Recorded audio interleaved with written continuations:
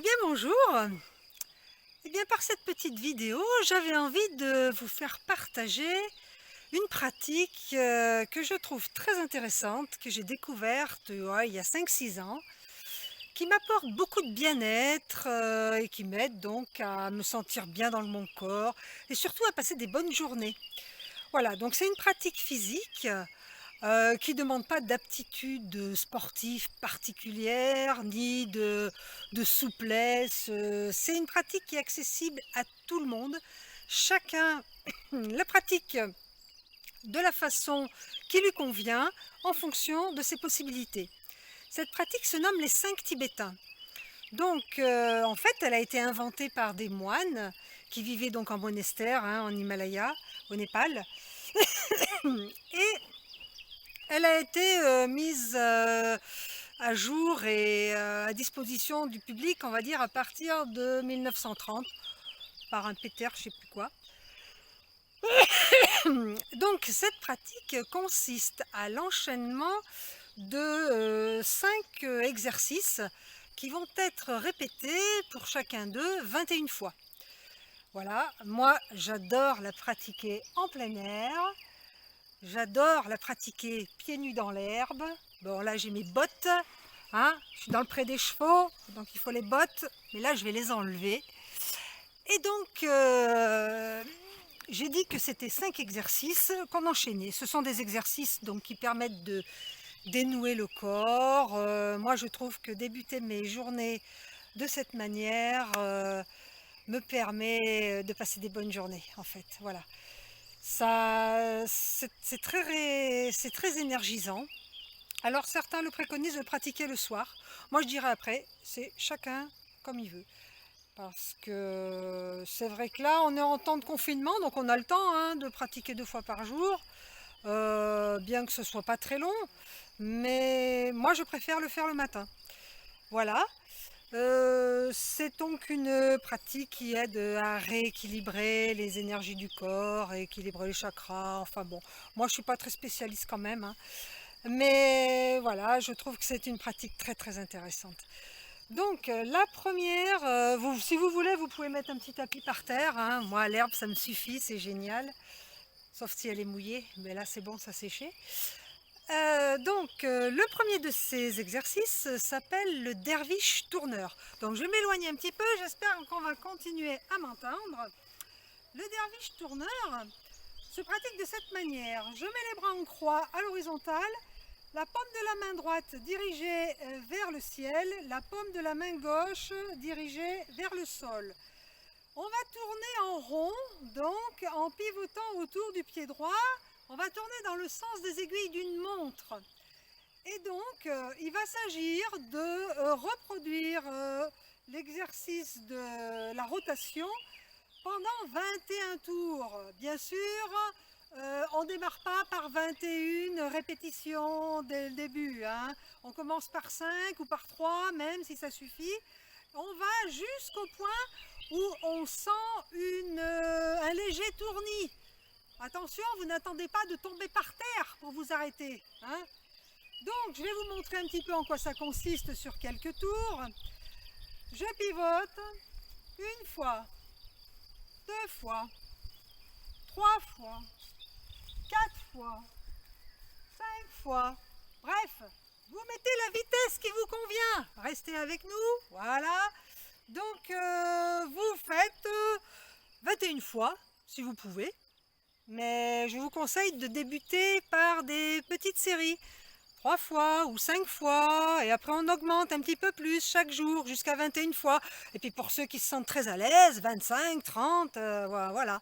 On fait en fonction de ce qui nous convient et de ce dont on a envie au moment voulu. Parce qu'il se peut qu'un jour vous vous sentiez bien et puis allez hop, ça y va, vous en faites 21.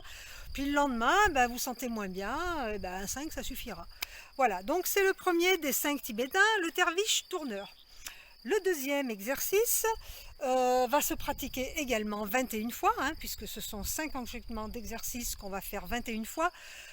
Pareil, on met de la progression, 3 fois ou 5 fois. Donc là, on va s'allonger sur le dos.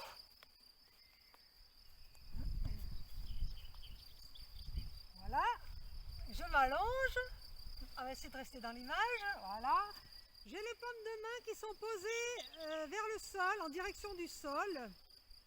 Et là, on va bien allier la respiration sur l'exercice. C'est-à-dire au moment où on relève la tête, on souffle.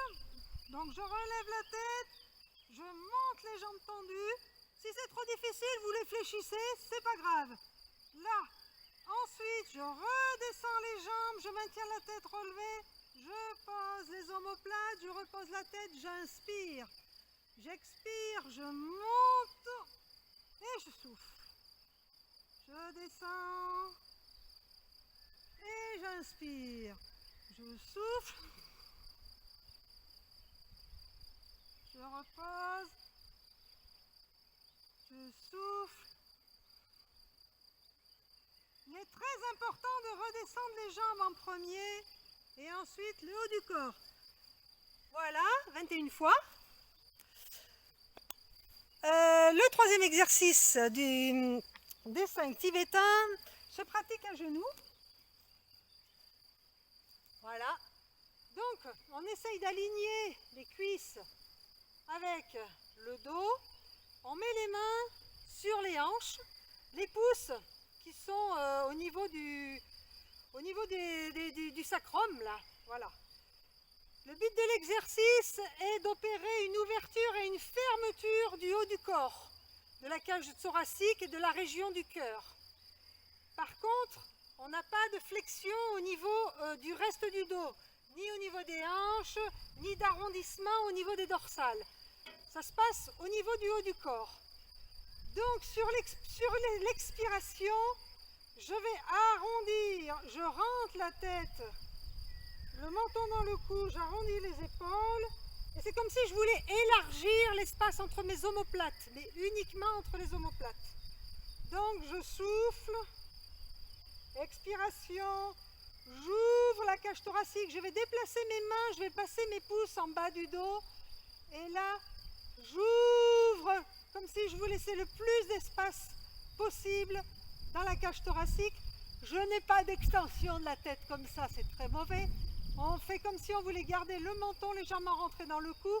Le regard part à l'oblique vers le ciel, vers les petits oiseaux, les nuages. Donc là, je suis en inspiration, expiration, je souffle, inspire.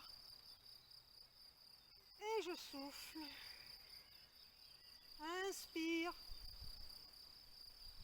et je souffle, inspire, et je souffle. Et voilà le nombre de fois qui vous convient. Donc ça c'est le troisième tibétain. Le quatrième tibétain va se pratiquer assis dans l'herbe, sur les fesses, jambes tendues. Donc, j'ai les pointes de pied qui sont recroquevillées vers moi. Les jambes sont serrées, on a de la tonicité dans les cuisses, dans les mollets également, puisqu'on a nos pieds qui sont ramenés vers nous. On pose les mains à plat sur l'herbe. Et donc, je vais prendre appui sur mes talons, sur mes mains, et sur une inspiration, je monte, je fléchis les jambes, je monte le nombril au ciel, je lâche pas la tête en arrière, la tête et les cervicales restent dans le prolongement de la colonne vertébrale, je monte le plus possible le nombril vers le ciel. Donc là normalement je suis en inspiration, expiration, je repose et je retourne à la position de départ. J'inspire et je repose. J'inspire et je souffle. J'inspire et je souffle. Dans la position de départ, on essaye d'avoir le dos plat, les épaules basses. Encore une fois. Et je souffle. Quatrième tibétain. Voilà. Donc maintenant, pour le cinquième tibétain, c'est un enchaînement de deux postures de yoga en fait. La posture du chien tête en haut et la posture du chien tête en bas. Voilà, donc ça se présente de cette manière. Donc, si vous voulez compliqué, on peut fléchir un peu les jambes. On va chercher dans la posture du chien tête en bas, qui est donc celle-ci, on va chercher l'alignement des bras avec le dos. Donc en fait, on essaye de descendre les épaules vers le sol et on va alterner le chien tête en haut. Je ne pose pas les genoux, je suis sur la pointe des pieds, en appui sur mes mains. Pareil, je ne fais pas d'extension des cervicales vers le ciel. Par contre, j'ai le regard qui part à l'oblique vers le haut. Donc là, je suis chien tête en haut. Et on enchaîne chien tête en bas. Si c'est difficile, vous pouvez fléchir un petit peu les jambes. Là j'inspire. Et là, je souffle. J'inspire. Et je souffle. J'inspire. Et je souffle. Bon. 21 fois. Bon. Vous verrez que ça va vous renforcer énormément tout le haut du corps. Voilà ces 5 tibétains. Vous voyez, c'est pas extrêmement difficile, surtout si on le pratique en fonction de ses possibilités. Le peu que vous ferez, ça sera très bien. Voilà, c'est vous qui le sentez. Je vous invite à pratiquer. Vous verrez que au bout déjà d'une semaine, vous sentirez déjà le bienfait que ça peut vous apporter. N'oubliez pas de bien allier la respiration sur les mouvements. Tous les mouvements d'ouverture de la cage thoracique se font sur l'inspiration. Tous les mouvements de fermeture de la cage thoracique se font sur l'expiration. Voilà, c'est pas très scientifique, mais c'est drôlement bien. Je vous invite à pratiquer, profitez-en, là, si c'est avec ce confinement, on a le temps de se faire du bien. Voilà, et bonne pratique à tous. Et puis, bon courage et puis bon confinement. Au revoir.